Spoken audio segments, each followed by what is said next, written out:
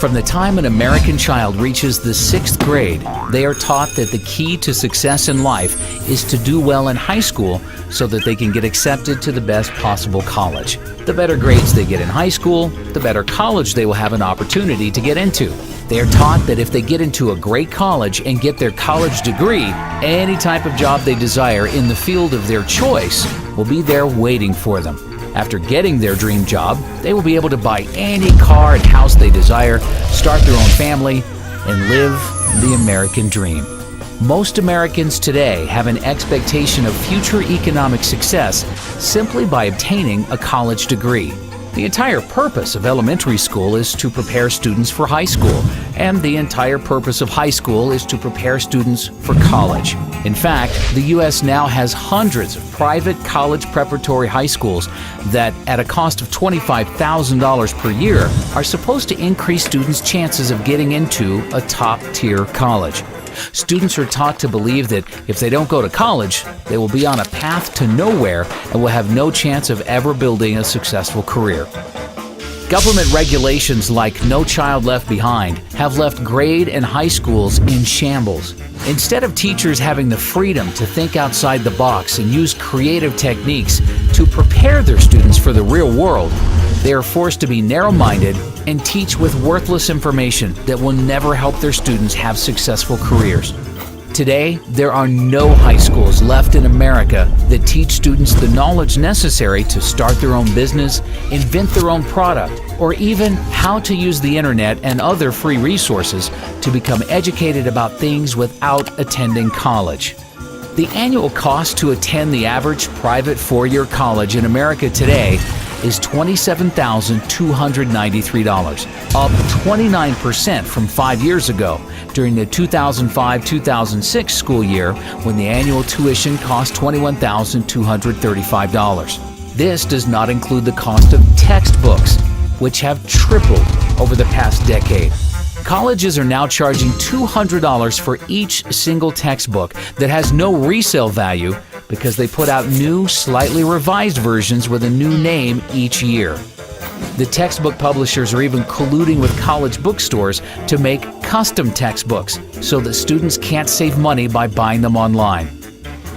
Colleges are getting kickbacks from publishers in order to destroy the used textbook market, which by itself is proof enough that college administrators are only interested in lining their own pockets and have no interest in helping their students.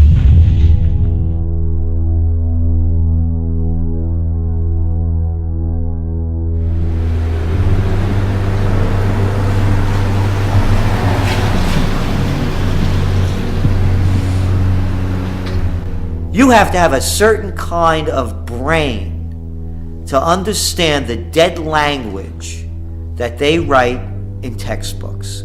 But they brainwash you from a little kid up so that you buy into the system and you get good grades and you study hard and then you become a member of the total system. No freedom. You don't know how to think, because they told you how to think their way. College tuition has seen 5.15% annual price inflation over the past 5 years. This is despite the fact that U.S. real estate prices are down 26% from their peak in July of 2006, and the Dow Jones is down 18% from its peak in October of 2007. Even oil is down 38% from its peak in July of 2008.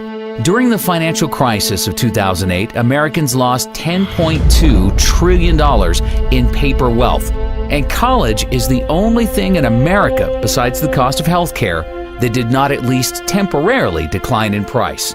Inflation has made it impossible. Again, when I was a kid, it wasn't, you never heard parents saying, we're planning and putting money away for your education because it's going to cost us $100,000 and we have to keep putting that money away so that when you graduate, not only will you not pay us back, you're not even going to get a job.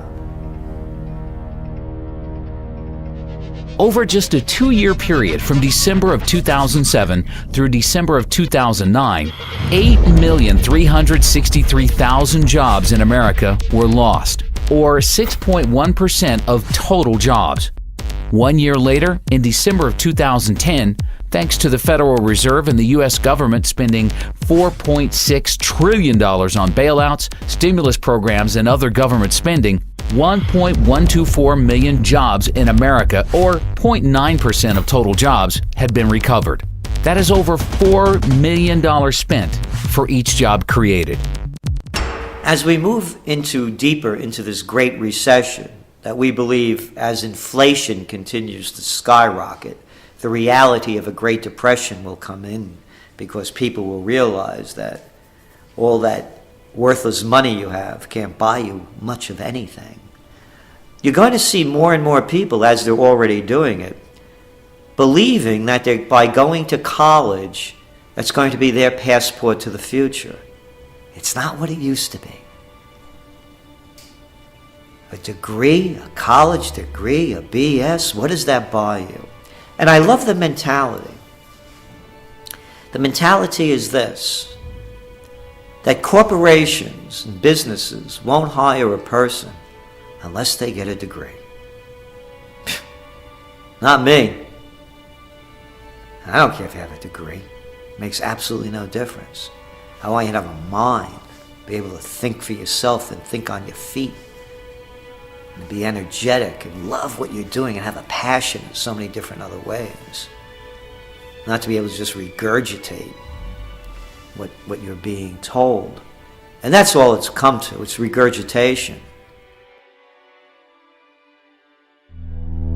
During an economic downturn, when Americans are losing their jobs, their primary instinct is to seek higher education in order to make themselves more attractive to potential employers and better position themselves to receive a job. However, how are Americans supposed to spend $27,293 per year for college when they have no savings or income to pay for it? The U.S. government, with the backing of the Federal Reserve, in the same way they created the real estate bubble by providing mortgages to all Americans through Fannie Mae and Freddie Mac, regardless of whether or not they had any capacity to pay the loans back, has been using the exact same easy lending practices to create one of the largest bubbles in U.S. history, the college bubble. College students borrowed $106 billion in total student loans for the 2009-2010 school year, up from $96 billion in 2008-2009, $94 billion in 2007-2008, $87 billion in 2006-2007, and $83 billion in 2005-2006. Total student loan debt in the U.S. currently stands at $830 billion and now exceeds credit card debt.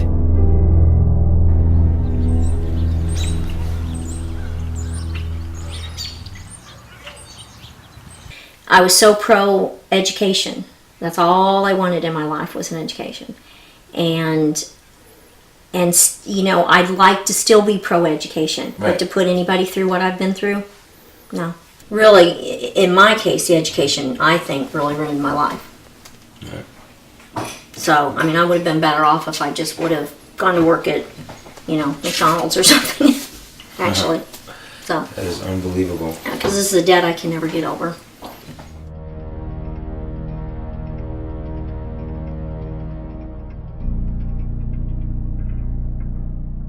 The U.S. government created Fannie Mae and Freddie Mac in order to make housing more affordable, but instead, their actions drove housing prices through the roof and made buying a house impossible for most Americans unless they took out no-money-down teaser loans with interest rates that substantially increased after a year or two. The U.S. government has been trying for decades to make college more affordable, but its actions have accomplished the complete opposite effect. College is now impossible for most students to afford without getting deeply into debt to do so. All across the country, Americans are graduating college with mortgages before they even buy a house. When I graduated from my undergraduate degree, I had $300 in student loans that I owed. $300. you can hardly buy 2 cups of coffee and a meal at the student union these days for $300. So when I graduated with my undergraduate degree, what you got in exchange for your education was lifetime indenture and a new house. Right? So you got to buy the mortgage. That's what you got. You got your degree, you got out of school, you got a job, and therefore you bought a house because culture drives you to buy a house. So now you're in debt. You have to work. Now you have to be part of the wage slave economy for the next 20 or 30 years until the house is paid off. These days, college is the new house, and you don't even get the house. As soon as you get out of school, you're indentured for life.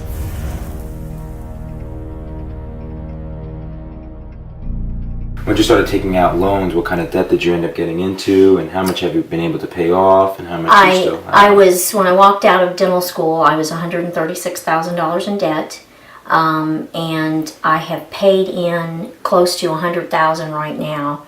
They say I owe $300,000, so I still have quite a bit, obviously, that I can't manage anymore. And I've done everything I can to try to manage it, but it becomes unmanageable at a certain point.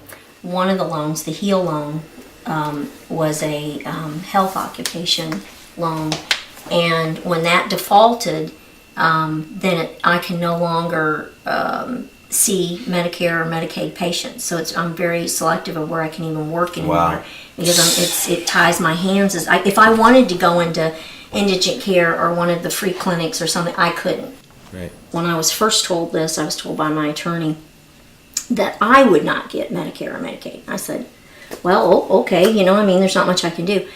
And for many years, that's what I believed, because that's what he thought it meant. Well, comes to find out, that's not what it was at all. It was that I was not able to work on patients in Medicare or Medicaid. And so when I went to work for this place that I'm working, I thought we were fine because we don't take them. Well, there happens to be some federal employees that now I can't see.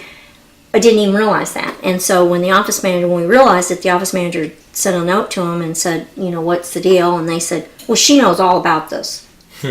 No, I don't know about it. Neither do the attorneys, and neither does anybody else. I mean, these laws are so vague. It's just amazing. So now I have to watch who I see. And fortunately, my employer has worked with me, or I would be out of a job, basically. But they're very vague. They keep you in the dark. They don't really try to help you or figure any of this out. They don't work with you. I know there's the new income-based repayment, but I don't fall into any of that, So I don't know. I just don't want to see it happen to anybody else. Right. That's my problem. There's no compassion right. there. There's no none. help. No help, no compassion, nothing. They're just vultures.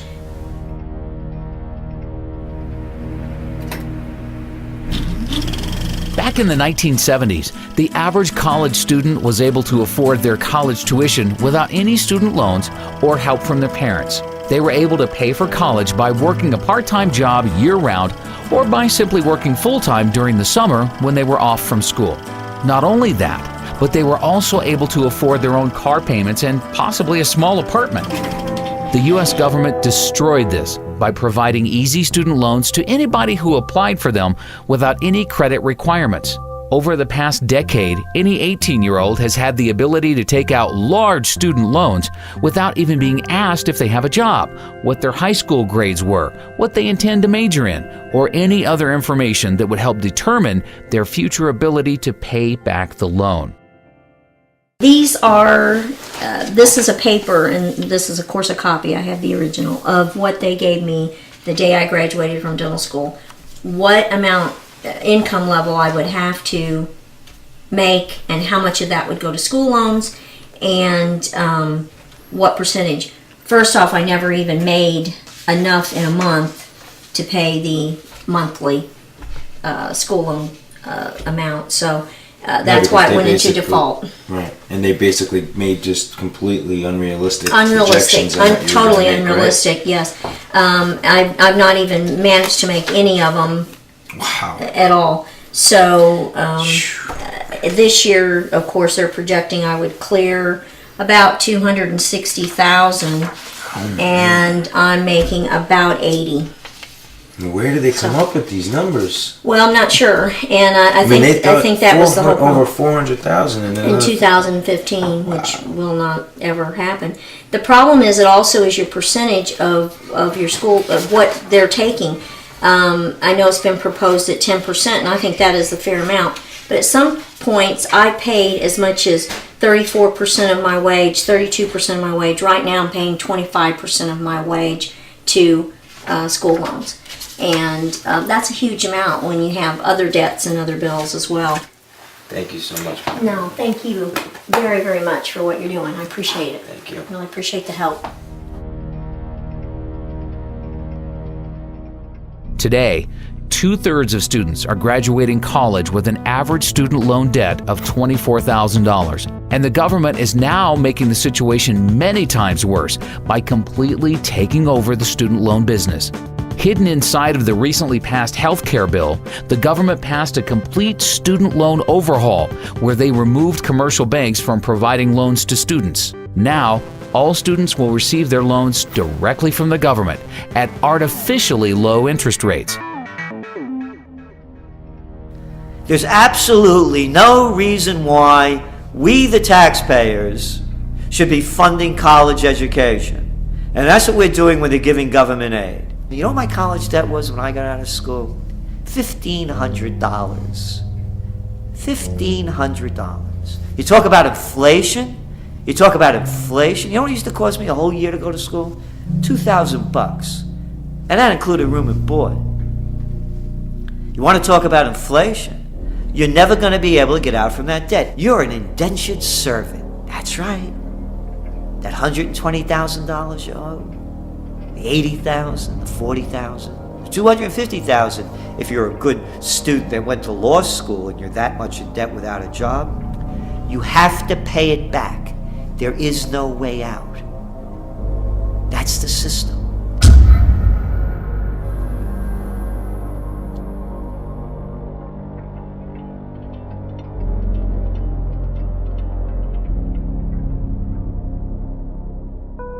One of the unintended consequences of the Wall Street bailouts of 2008 is that now most American students believe that if they take out loans to attend college but can't find a job to pay them back, they will be bailed out by the government and have the loans forgiven. NIA believes this is indeed what will ultimately happen, and therefore it will be U.S. taxpayers who end up paying for the artificially inflated, sky-high tuitions for all college students who can't or choose not to repay their loans. It won't only be taxpayers who suffer. All holders of U.S. dollars worldwide will ultimately pay for everybody's student loans, as the Federal Reserve is likely to print the money to make up for these bad debts, which will lead to hyperinflation and a worthless U.S. dollar. Many students are outright abusing the system. Although government student loans get sent directly to the college or university to pay for a student's tuition, private student loans that are guaranteed by the government usually get sent directly to the student in the form of a check. NIA has been hearing countless reports of students using this free student loan money to buy food, electronics, clothing, jewelry, even cars. The friend of one NIA member used his student loan money to rent and furnish a fancy apartment in Manhattan and didn't even go to college. Even when the loan comes directly from the government and goes straight to the college, there is often thousands of dollars left over each semester after tuition is paid for. This extra money then gets dispersed directly to the student in the form of a check. There is an epidemic in America of students using their student loan money for non-educational purposes, and absolutely nothing is being done to stop this from happening. This is complete insanity, and all Americans will pay for the madness in the very near future. One NIA member from Kansas City, Missouri, has a wife who was one semester short of obtaining her teacher's degree. Instead of borrowing the $8,000 required for tuition at Northwest Missouri State University, she took out a government student loan for $13,000 and used the extra $5,000 to buy a used car. Unfortunately, shortly before graduating, Kansas City closed several schools and laid off 300 teachers. She is now working at a school cafeteria for $8.50 an hour. Although she was required to make monthly payments of $146 for 10 years, after calling the government student loan office and inquiring about their income-based payment plan, they agreed to reduce her monthly payments to zero. With all the modern technological advances the world has been experiencing in recent years, the cost of a quality college education in America should be getting cheaper. It is now cheaper to purchase a plasma television or laptop computer than years ago because the government doesn't subsidize purchases of these products. If there was a true free market in college education, colleges would be figuring out more cost-efficient ways to educate students using modern technology in order to bring tuitions down and compete against each other for the enrollment of students. By guaranteeing student loans and providing too much financial aid to students, the U.S. government destroyed the free market in college education. One NIA member who is 50% owner of a private vocational school tells us that he is legally forced to raise tuitions every time the government raises financial aid to students. The government's 90-10 rule mandates that at least 10% of a private for-profit college's income comes from non-federal government sources. Therefore, private for-profit colleges must keep raising tuitions to stay within the 90-10 rule.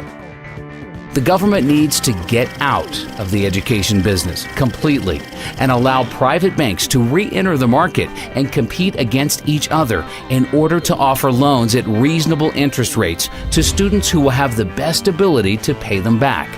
The reality is, the majority of the students who qualify for loans today from the government would no longer qualify. But this will force colleges to either bring down their expenses in order to charge affordable tuitions or close their doors for good. Colleges in America spent $10.7 billion on construction projects in 2009, down from an average $14.7 billion spent per year from 2005 to 2007, but still very excessive. Colleges have recklessly spent to build new libraries, gyms, sports arenas, housing units, etc., all for the purpose of impressing potential students and their families. None of these projects have added anything to the quality of college education in the U.S. Many colleges have very large levels of debt they undertook to build new construction. With most college endowment funds being crushed in recent years due to collapsing real estate and stock market prices, many colleges have very poor balance sheets that won't be able to withstand the slightest drop in enrollments. Jocks! Grown-up jocks! Excuse me, they're coaches now. Hey, coach. Making millions of dollars. For what does this have to do with education? What a waste. What a waste. 2-bit universities fielding baseball teams, football teams, basketball teams. For what? To entertain the kids? Yeah, you can do this if you're a very rich society and you have the money to waste. But not during a Great Recession. And not as the median household income of the country continues to decline. And not as you're sending all of these kids to get degrees in worthlessness, because that's what these university degrees are, a lot of them. It's a waste of money, it's a waste of energy, and it's an affront to anyone who really wants to think seriously about an education, because it has nothing to do with the NCAA. We are sort of seeing the perfect storm. We have seen all this construction in the past few years, and if you're a college president, putting your name on a building is quite nice. But you are not there, you probably have moved on somewhere else while your name is on the building, but now the operation and maintenance costs are now falling due. And that was never part of the original bond issue, so now we have all these facilities coming online. Students, are being stressed financially, parents are being stressed financially, tuition is going up like crazy. Even those schools that are lucky to have endowments, typically they're not having the return they used to have in the old days. So there is just this tremendous, culmination of things all coming together that is just going to just stress the system completely. We just saw that there were even riots in UCLA when they saw a 32% increase in tuition. I mean, do you think that we'll start to see a lot more, riots and students getting angry at these tuition prices? I would love to see a little more activism on the part of my students. I think they have been taking this now for such a long time that maybe it's just part of the scenery now, and they're not really worried about it anymore. And I also think a person that's 20 years old, 22 years old, does not realize the implications of not being able to escape student loan debt. When I was in my high school years, at that time, many people were going to college, borrowing the money to go as far as all the way through medical school. And when they graduate from medical school or law school, they would simply just up and declare bankruptcy. But in its wisdom a few years ago, as you probably know, Congress changed those rules in that you can no longer discharge student loan debt through bankruptcy. And now, even if you happen to make it to Social Security and you still owe them money, they're going to come after your Social Security check, if it exists, which I don't think it will. With NIA projecting all U.S. interest rates to rise dramatically over the next few years to multi-decade highs, many colleges will likely be forced to double or triple their average tuition inflation rate to 10 or 15%, just to cover rising interest payments. As the word spreads about this documentary and Americans become educated to the truth, more and more students will wake up to the fact that college education is the largest scam in American history. We are about to reach a point where students say enough is enough and refuse to pay higher tuition prices. There are currently a total of 4,168 public and private 2- and 4-year colleges in the U.S. In the near future, as the U.S. dollar begins to collapse and American families are forced to spend more than 30% of their income on food, we expect to see a sharp contraction in the number of colleges in America. NIA conservatively believes 20% of American colleges will close by the year 2020. Of the colleges that remain open, NIA projects an average decline in enrollments by the end of this decade of between 15 and 30%. In fact, enrollments by American students in each college could decline by as much as 50%, with Chinese students using their soon-to-be strong yuan to become educated in the U.S. and price American students out of the market. NIA also projects for most colleges to reduce their faculty sizes by between 25% and 40%, which will mean larger class sizes and a further decline in the quality of education. If we were doing such a wonderful job and producing such geniuses coming out of universities, you think we'd be in the problems that we're in now? Do you think that we would be among the most unhealthy nation of people in developed nations? Do you think that we would be gobbling down junk food? Do you think that we would be prescription drug addicts as a society? Do you think that we would be in the greatest recession that's heading toward the greatest depression? Do you think we would be in Iraq and wasting trillions of dollars fighting losing wars in Afghanistan and now in Pakistan? Do you think that we would have presidents and senators and congressmen and legislators of such low mentality that we have now? Do you think that we would have the rampant greed of the white shoe boys on Wall Street if the universities were turning out anything of quality, considering the trillions that are spent and the tens of millions that are educated? By their deeds you shall know them. Look what American universities have produced.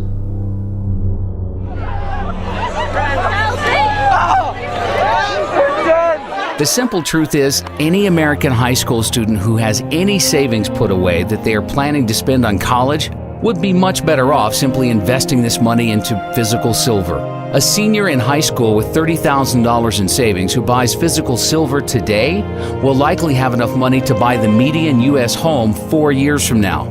while all of their friends will be graduating college with no job or money to buy a house, but will be stuck with hundreds of thousands of dollars in debt and a worthless piece of paper called a college degree.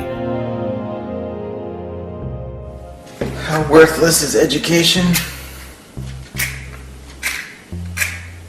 Let me count the ways. My worthless college degree.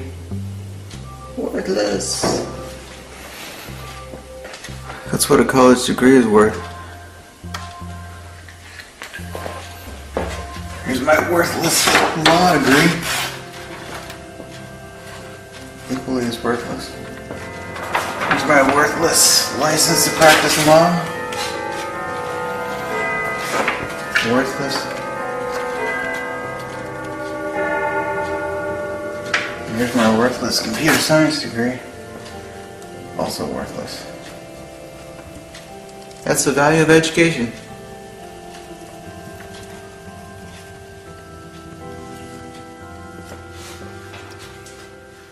If somebody were graduating from high school today and wanted to know whether they should go to college, I would say they should run, not walk away from college, because the industrial age doesn't have long to go. There's no way that I would encourage somebody to go 4 years or more to undergraduate school, rack up a bunch of debt, and learn a bunch of nonsense that isn't going to do them any good when there's no fuel at the filling station, no food at the grocery store, and no water coming out of the municipal taps. Well, why would you go to college to go into a huge amount of debt to get nothing in return, not even something that might facilitate your survival, much less your ability to thrive? So at this point, at this late era in the industrial economy, I wouldn't encourage anybody to go to college. It hasn't been a very good deal for quite a while, and it certainly is a really bad deal now. I confer upon you the degree for which you have worked so hard, with all the rights, privileges, and responsibilities thereto. Congratulations.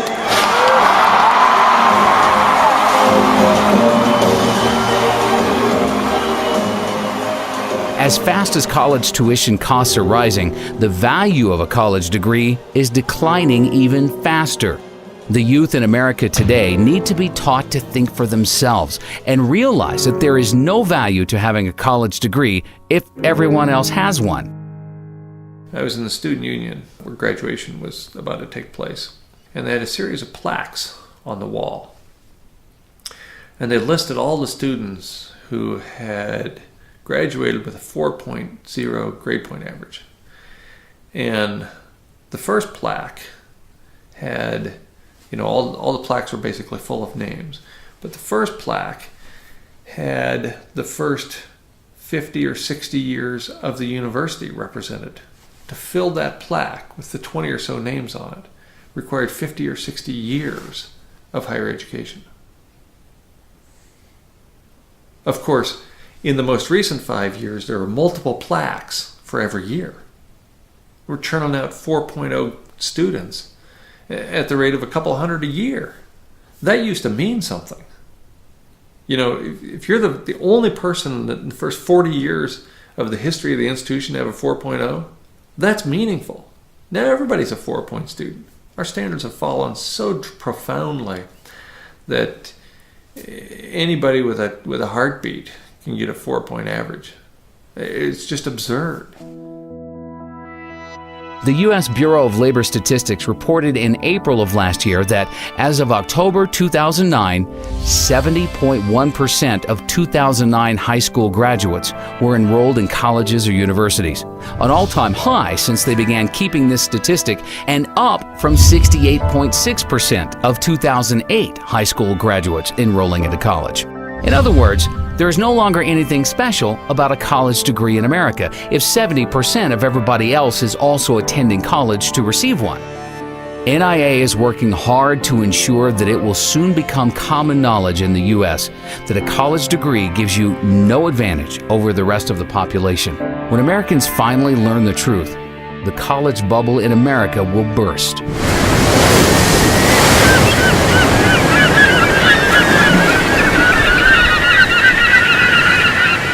College enrollment has been increasing really since the late 80s. But what kind of is an unknown secret is since 1992, the majority of college graduates, 60% of them were in positions that the BLS considered low scale and typically did not require a high school education. For example, 20% of all the new waiter and waitressing positions created since 1992 have been filled by college graduates.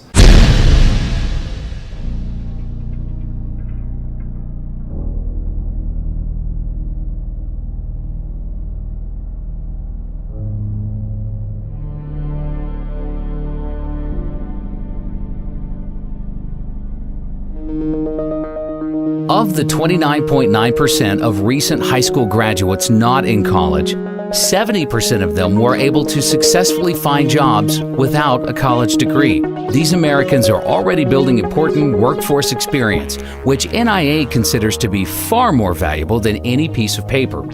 By comparison, only 42.1% of recent high school graduates in college have a job.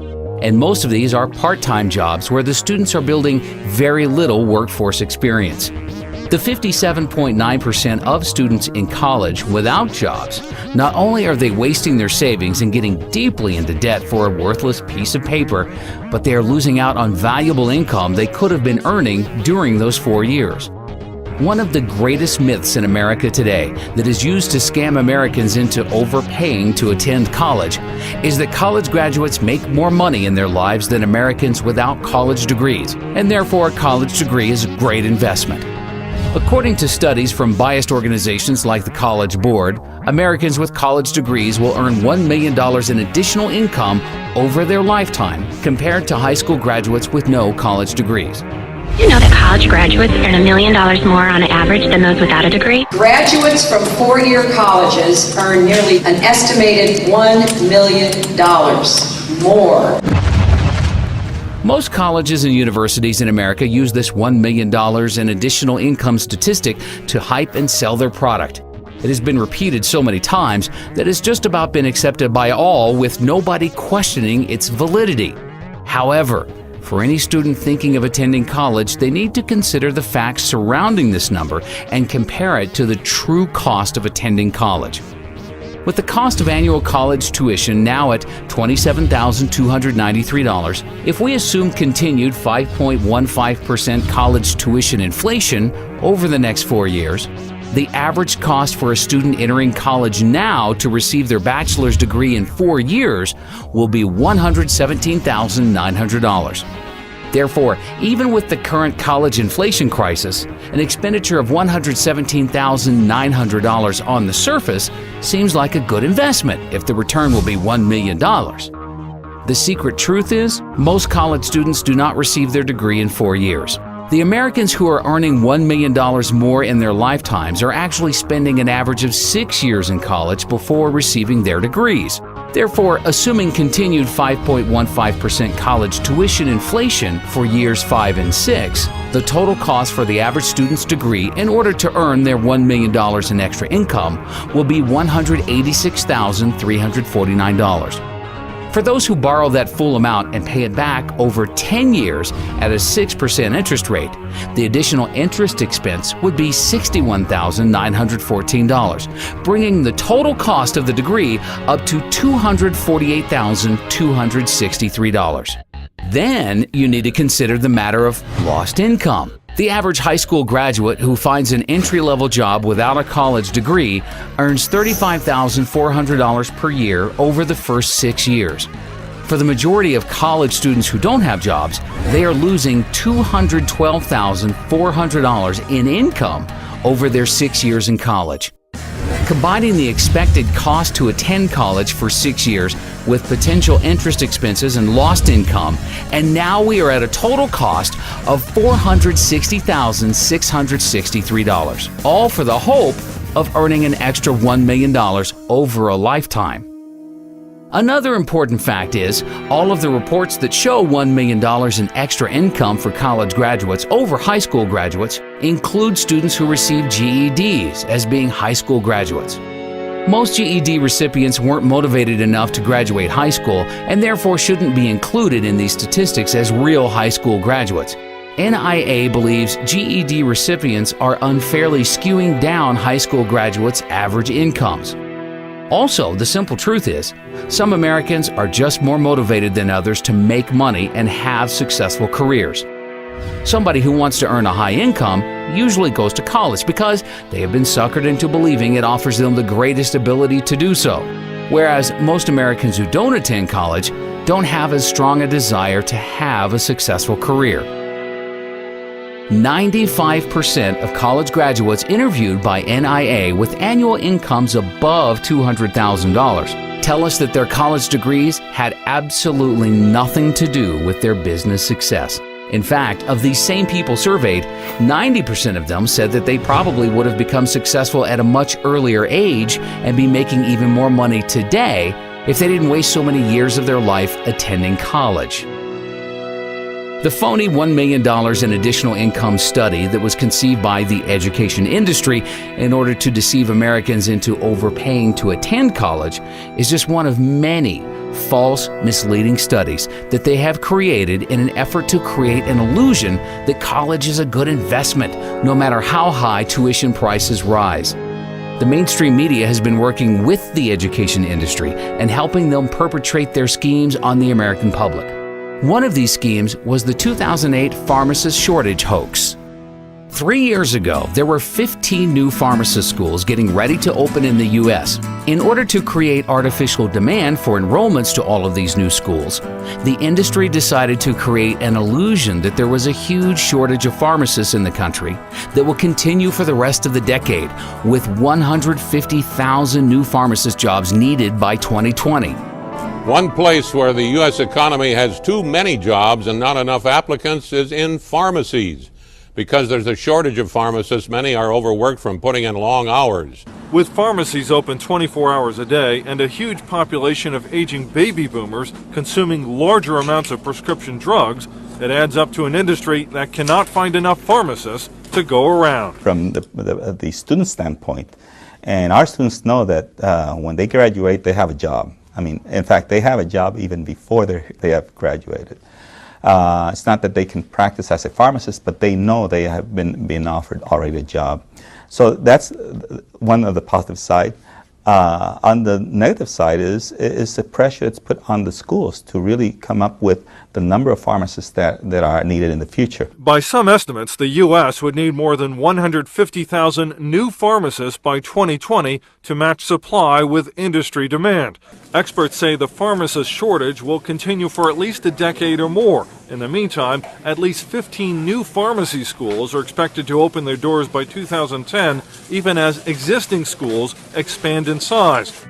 NIA has been hearing dozens of reports from its members with family members who have graduated pharmacy schools 6 months to a year ago and have sent in their resumes to hundreds of different pharmacies in the New York metropolitan area and have yet to even receive one job offer. Even experienced pharmacists are having major difficulties finding pharmacist jobs. The husband of one NIA member retired 5 years ago as a pharmacist in New Jersey, but has now decided to re-enter the workforce so that their family can accumulate enough gold and silver to survive hyperinflation. Unfortunately, he was forced to leave his family and move to a rural part of Alabama in order to receive a pharmacist job paying only $18 per hour.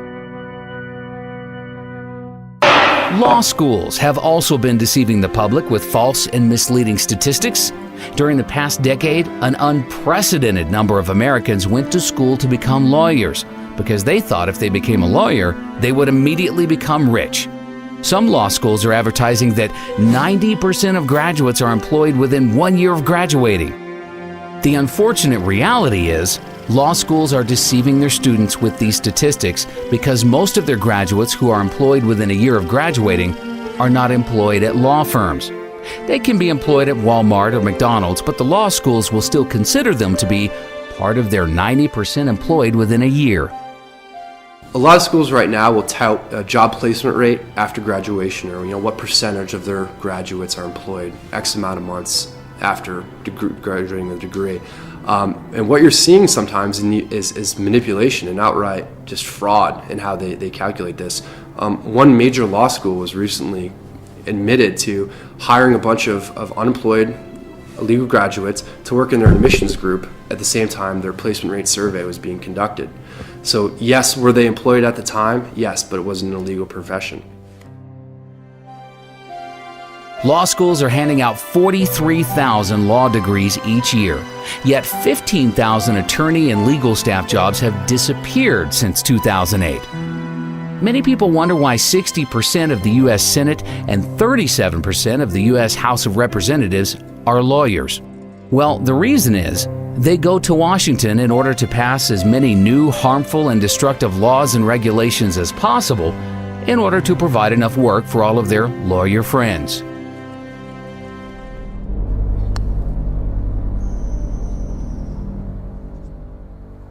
So I decided to go to law school. I went to Chapman University School of Law. I graduated in 2005 and passed the bar in 2005, July of that year.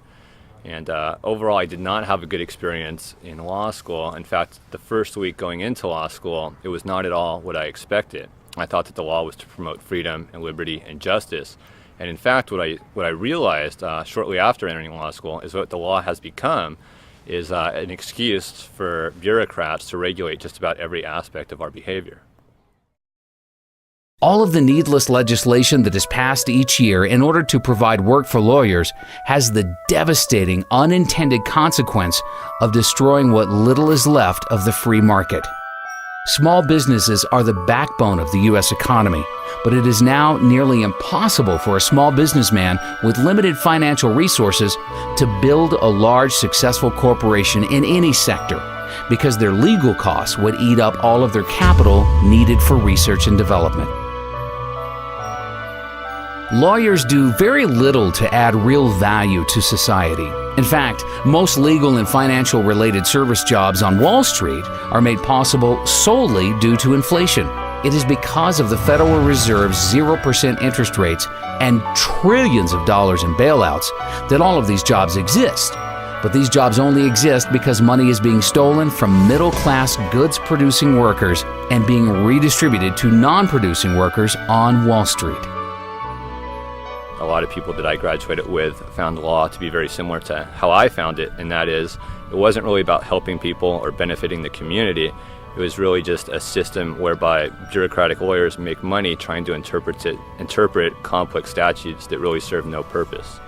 There is a law for just about everything. You want to marry somebody who you love, you have to get a license to do that. You want to develop the real property that you purchased, you have to go to the city and get permits and licenses to do that.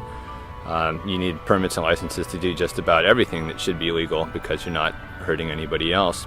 To start your own business, you need a business license, you need your taxpayer ID number, you need all kinds of things just to get up and running. And so all these restrictions and laws and statutes, a lot of them which are not even passed by Congress, they're simply passed by administrative bureaucracies, they hamper the economy, they hamper economic growth, and they actually act in a tyrannical sense against people starting their own businesses and providing for themselves.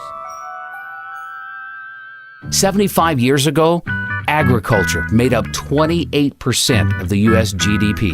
Today, the service sector makes up 76.9% of GDP, and agriculture makes up only 1.2%. The only way for a country to produce real wealth is by farmers growing food, miners mining for gold, silver, and other precious metals, drillers drilling for oil, natural gas, and other commodities, and manufacturers manufacturing real goods that can be exported to the rest of the world. Goldman Sachs has never created one dime of wealth for our country. Yet most politicians in Washington have been brainwashed into believing Wall Street jobs are necessary for the U.S. to have a strong, viable economy. Likewise, nearly all Americans who have gone to school during the past decade have gone to school for degrees in legal, financial, or other service sector jobs. Almost no Americans have gone to college to become farmers, gold miners, or oil drillers.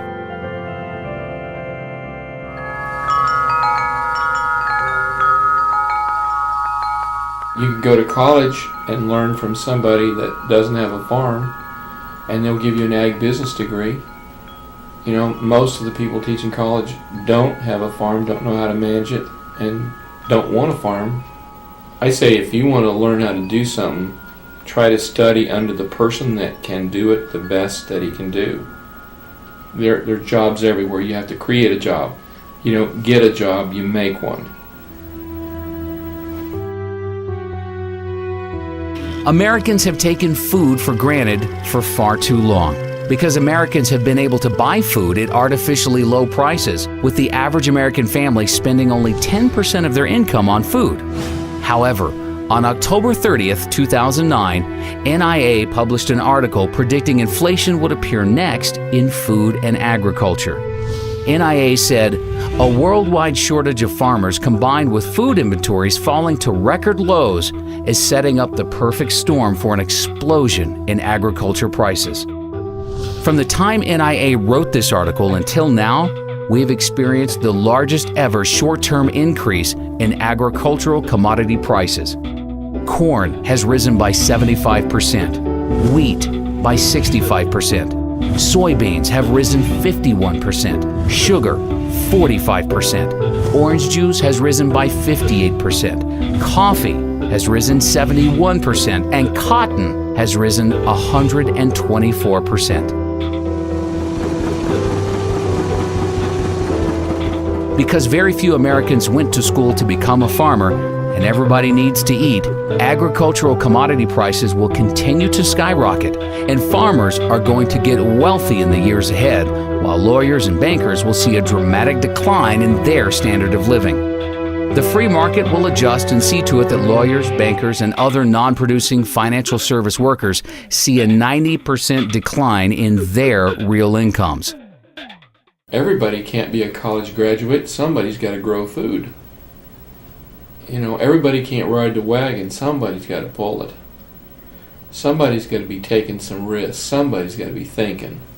Somebody's got to have sweat. Last summer, this lady I was telling you about that bought some cattle from us, she came here to get some cattle in August, and my grandson was downstairs splitting firewood. We burn firewood in this building because it saves us about $600 a month over burning propane. So my grandson was cutting firewood, and he was swinging the axe down here splitting logs. And it was August, and it was about 95 degrees, and she came in here to sit down, and she says, there's a kid down there cutting firewood. Said the sweat's dripping off of his nose. Said, what'd he do wrong? He didn't do anything wrong. It's his job. He's cutting firewood. That's her grandson. He's 14. You know, he'll cut, 6 cords of firewood a day. That's what he does.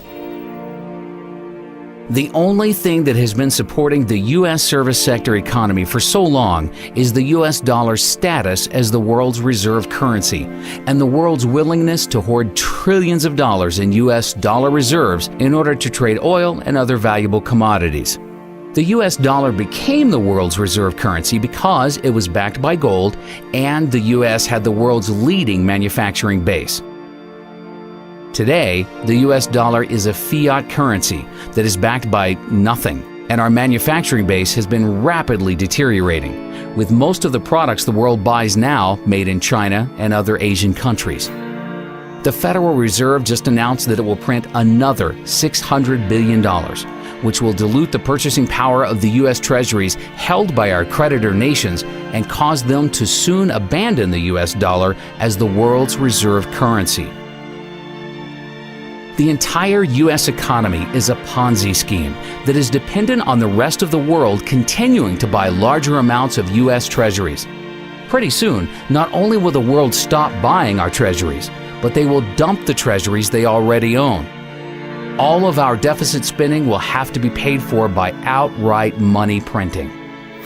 Although the government and media would like you to believe the U.S. economy is going through a recovery, the truth is, the U.S. economy is on life support. It is impossible to have an artificial boom created by artificially low interest rates from the Federal Reserve without a major depression afterwards. The U.S. real estate bubble was the largest artificial boom in history. The panic of 2008 was the free market trying to correct the imbalances with a bust. But the Federal Reserve prevented a necessary depression from happening by taking trillions of dollars of worthless assets onto its balance sheet. None of the imbalances have been fixed, and the real depression is still to come. But unlike the depression of the 1930s, which saw falling prices, the upcoming depression will be a hyperinflationary Great Depression, with prices for food, energy, and everything else Americans need to live and survive soaring through the roof. All young Americans today should be entering the workforce as soon as possible in order to generate enough income so they can accumulate physical gold and silver. When the US dollar collapses, only those with gold and silver will be able to buy food and other goods needed to live and survive. Those with the most gold and silver will have the best chance of surviving the upcoming collapse of the US dollar. Our country needs to wake up to the reality that the world is changing and Americans will need to undertake new methods of survival. The American mindset has become so obsessed with the belief that college is the key to success that by the time most people wake up to the truth, it'll be too late. One NIA member recently took his son to the doctor, and the doctor asked his son if he was going to attend college. After his son said he doesn't know what he wants to do, the doctor went on for 10 minutes praising the virtues of a college education. Our member then explained to the doctor the realities of our new world and how college is a scam and no longer worth attending. The doctor didn't know what to say except, well, over time, college graduates make more. NIA believes that the future of education is over the internet. Americans today can purchase just about any type of product they want over the internet for substantially less than they can find it in a retail store, because online retailers have substantially less overhead costs. Walmart's biggest competitive threat today is not Target, but is actually Amazon.com, which now has a $79 billion market cap and is fast catching up to Walmart's $204 billion market cap. The largest and most profitable college of the future will be an online college that attracts all of the most successful professors from around the world and allows them to teach an unlimited number of students over the internet. Students will have the opportunity to be taught by the very best in any field of their choice from the comfort of their own home. They will receive a much higher quality education for only a small fraction of the cost of attending a traditional college. By the end of this decade, NIA expects online colleges to gain at least a 25% market share of the total higher education industry. Well, you actually also teach online courses as well. I mean, do you think that that's the future, online learning? I think the future actually is online learning. If the grid can stay up, which I hope it does, I think most people have an interest in seeing that happen. So I think a lot of things could fall apart before the grid and the internet does. So I think that's the way. I always ask my students, does it really make a whole lot of sense for all 20 of us to drive here every Tuesday and Thursday to get together to talk about digital media stuff, when we really could do this with a little bit of re-engineering and actually have, instead of all of us coming together, if I came to you wherever you were? I think that's a model of the future. If you figure out each student probably spends 2 gallons of gas a day to come to class, times 20 students, times 15 weeks, add up how much gas that is and how much that costs. Who wouldn't want to have that money back, especially over a couple of semesters? Especially now because we have a much richer media environment to use for teaching and learning. I can now embed videos in my classes. I can bring in things like the National Inflation Association videos to my classes. I can bring dynamic, compelling things to my class that even in the old days, if I was really a compelling speaker, it's far better now. So even a mediocre professor like me can make my class rich and interesting, even in the online environment. You tell me the difference about sitting in an auditorium in NYU with 1,000 other people or sitting in front of your screen and listening to a professor. What's the difference? Look what's going on in India. They estimate some 500,000 Indians have gotten university degrees in engineering through online. Interactive view is what I called it back then. And how many did we turn out in the USA in the same period? About 150,000. It's the future. The future is now. But they're holding us back on real internet learning, real real digital online learning because of the people that want to control the system, the ones that want to have the tenure. The whole college industrial complex. That's all it is. It's a racket. Just like war's a racket, colleges have become a racket. While millions of Americans are at home right now wondering why are food and gas prices going through the roof, there is a small group of U.S. citizens that are preparing right now for the collapse of the U.S. dollar. These select few Americans will not only survive the upcoming hyperinflationary crisis, but they will be positioned to prosper and become wealthy as the rest of America is going to go broke. On December 11th of 2009, NAA declared silver the best investment for the next decade at only $17.40 per ounce. Just recently, we saw silver hit a high of nearly $50 per ounce for a gain of 185% for our members. In fact, in February of 2010, NAA suggested silver call options that ended up making a gain of over 1,000% at its high. You know, it amazes me how many people have been contacting us recently. I mean, every week we receive countless emails from people that say that they've learned more about economics from being a member of NAA for just 1 month compared to studying economics in college for over 4 years. NAA members receive weekly articles, videos, and updates with priceless economic information that the mainstream media is afraid to talk about. All across America, students are being brainwashed right now with Keynesian economic principles that got us in the debt crisis that we're in today.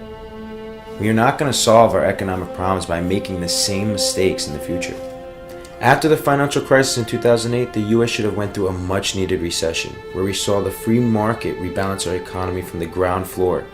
That way we would have built on a solid foundation, saw a real recovery with real economic growth in the future. A record 44.2 million Americans, or 14% of our population, are on food stamps right now to put food on the table. I mean, with the government about to go bust, these entitlement programs are a thing of the past. You know, 2/3 of Americans are getting ready to retire and actually believe that Social Security is going to be able to support 50% of their income. I mean, let's face it, retirement in America is also going to be ancient history. Even Americans that have millions of dollars in the bank will soon go broke. The new wealthiest class of Americans are going to be the ones that become educated and start learning about the truth about our U.S. economy. Start thinking for yourself. Sign up and become a member of NIA for absolutely free at inflation.us.